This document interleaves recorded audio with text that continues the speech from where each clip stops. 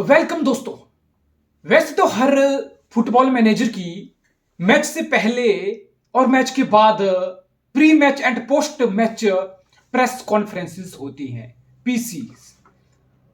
और because match बहुत है तो प्रेस कॉन्फ्रेंस भी बहुत होती हैं और वही रूटीन के सवाल होते हैं और वही रूटीन के जवाब होते हैं। कुछ सवाल ऐसे होते हैं जो मैनेजर बड़े पोलाइटली या पॉलिटिकली व्यू से जवाब देना पड़ता है, because you just can't be brutally honest in front of the mic all the time, because as a manager you have to manage things, you have to make sure कि तुम्हारा team का, player का, dressing room का, club का माहौल अच्छा रहे।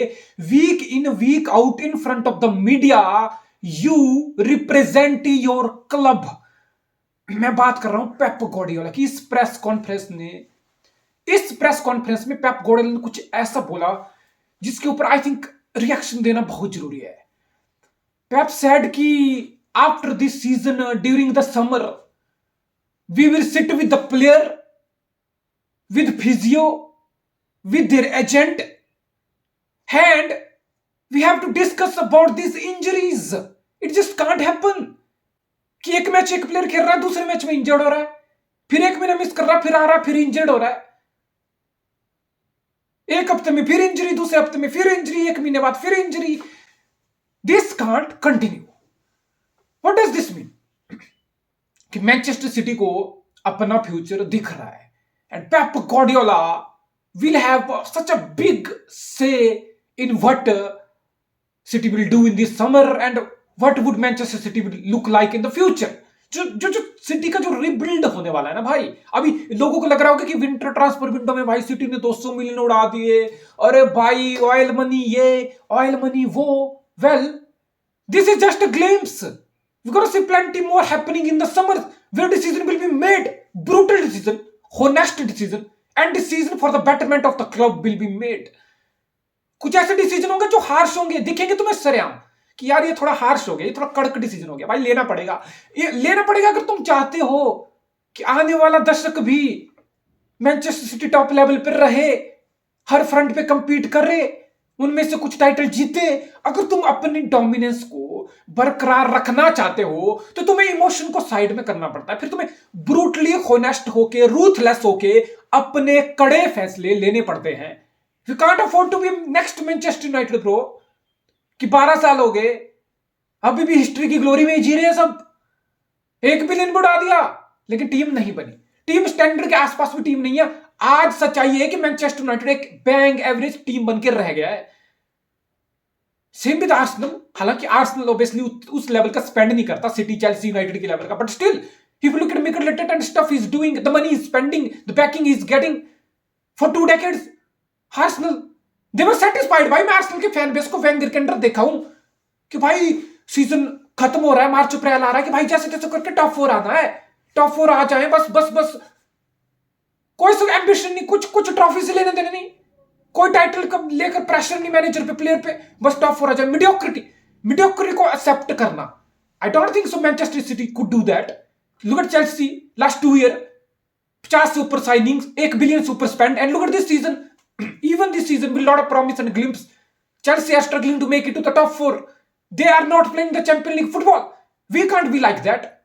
We can't mess things up like that. What does this mean? कि हम सिर्फ इमोशन पे डिसीजन नहीं ले सकते, हमें बिल्कुल शांत होके क्लब की बेटरमेंट के लिए फैसले लेने पड़ेंगे। और पेप का ये इंडिकेशन एक बहुत बड़ा इंडिकेशन है कि पेप को पता चल गया कि भाई ये जॉन स्टोन जितनी मर्जी क्वालिटी हो, fit John Stone would be like a top 3 or 5 center back in the world. There is no center back in the world जो ड्रॉप डीप करके मिडफील्ड में जॉन स्टोन का बिल्डअप ले सकता है, जॉन स्टोन की ball retention ऊपर कर सकता है, जॉन स्टोन का hold up play, ball progression, वो सब stability, control, passing, possession game.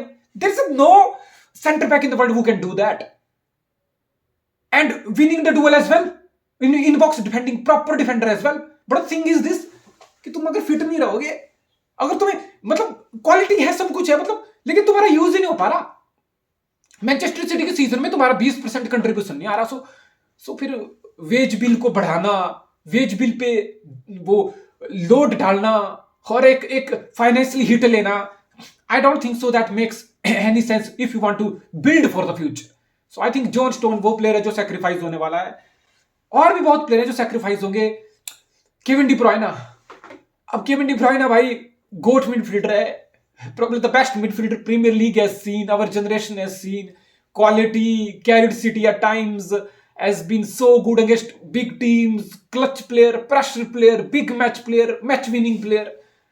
But Kevin De Bruyne, stamina, fitness, all these questions. Will City give Kevin De Bruyne extension? मुझे नहीं लग रहा यार ये चीजें होंगी। गुंडोगन, क्या सिटी 1 साल की एक्सटेंशन गुंडोगन को देगी? मुझे लगता है ये चीजें होने वाली हैं। बर्नार्डो सिल्वा को बहुत लोग क्वेश्चन कर रहे हैं, may be Bernardo, I would personally love to see Bernardo Silva रुके, Bernardo Silva, because I know what still Bernardo Silva can offer, especially अगर तुम पेप गार्डियोला का फुटबॉल खेलना चाह रहे हो, जिसमें बॉल रिटेंशन की अहमियत है, जिसमें मिडल ऑफ द पिच में कंट्रोल रखने की अहमियत है। अब तो पेप को एक चीज बोलते इस बार सुना कि अपोनेंट बेटर हो गए हैं, अपोनेंट बहुत फास्ट गेम खेलते हैं, बहुत फिजिकलिटी वाली गेम खेलते हैं, और हमारी टीम में फिजिकलिटी नहीं है। सब यही कह रहे हैं और मैं भी ये कहता हूं बहुत बार।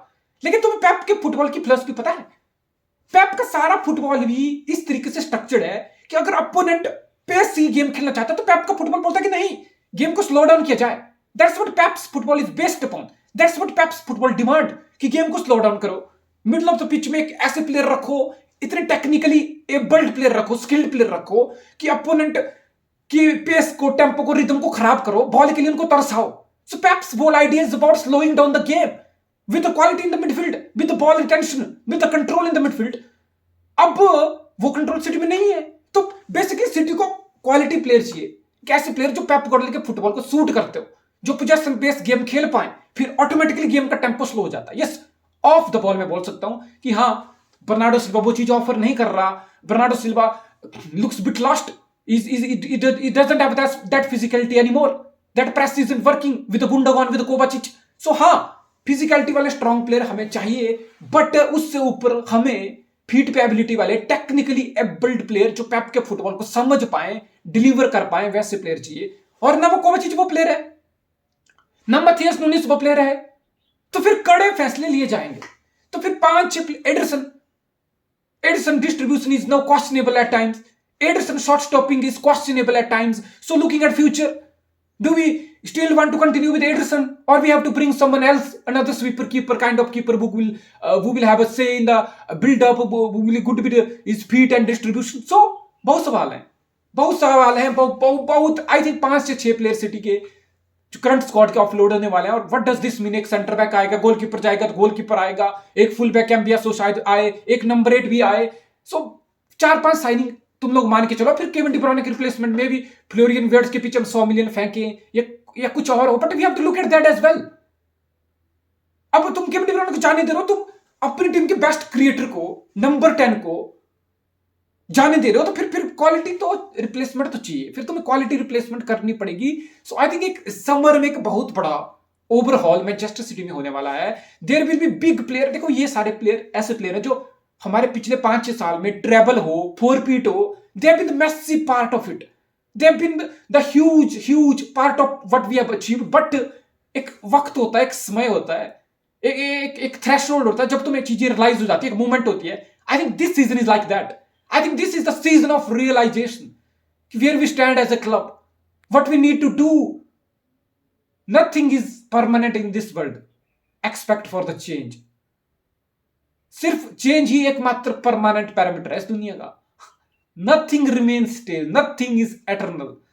सो it's time to rebuild and build the team for the future. And I am pretty much sure Hugo Viana आएगा, पेप गार्डियोला आएगा, Ferran Soriano will be there, Khaldoon will have his say. I think we can still stabilise thing and look for the brighter future, for the stronger future, for the successful and future full of ambition and dream.